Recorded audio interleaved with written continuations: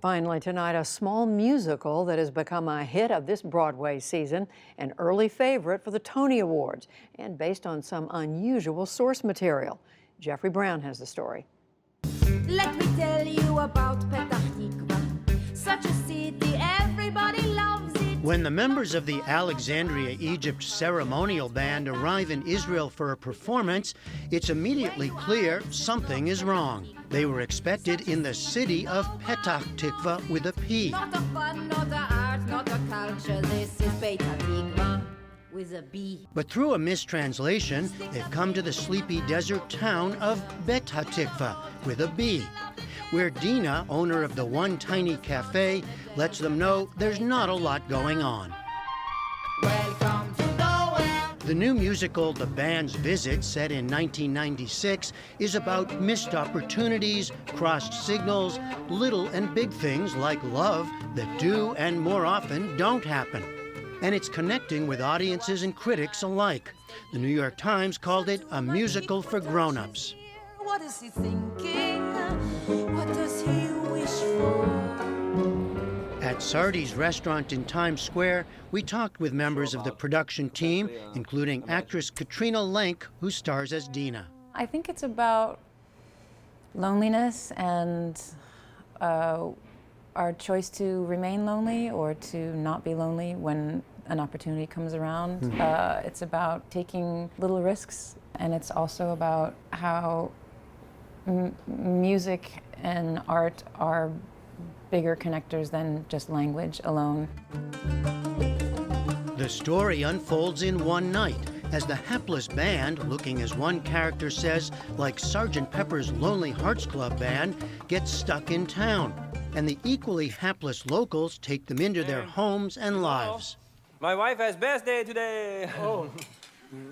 Without a shared language, communication is in broken English. Many happy years.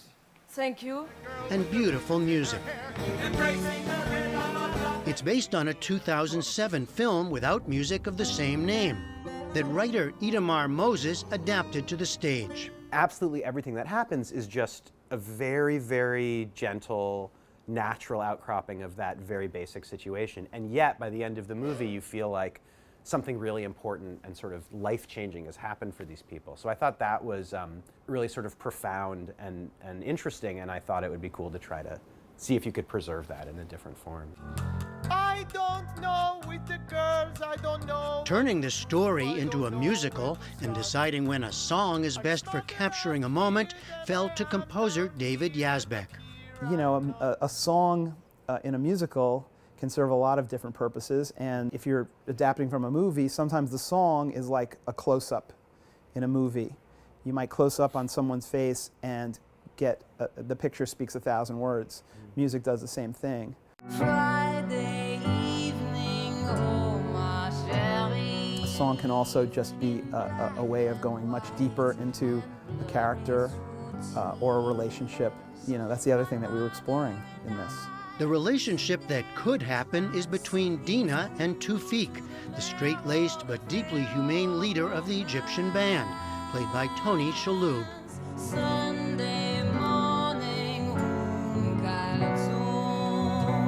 her voice would fill our living room. In the show's signature ballad, titled Omar Sharif, Katrina Lenk as Dina sings of how much she loved Egyptian movies and music as a young Israeli girl.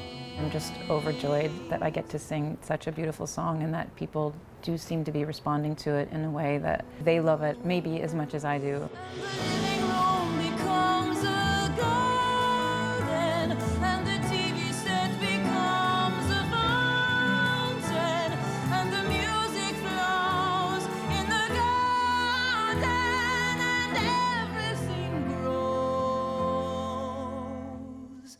That's a really exciting, special experience to have. Several cast members and writers visited Israel before the production to see the real town on which the story is based.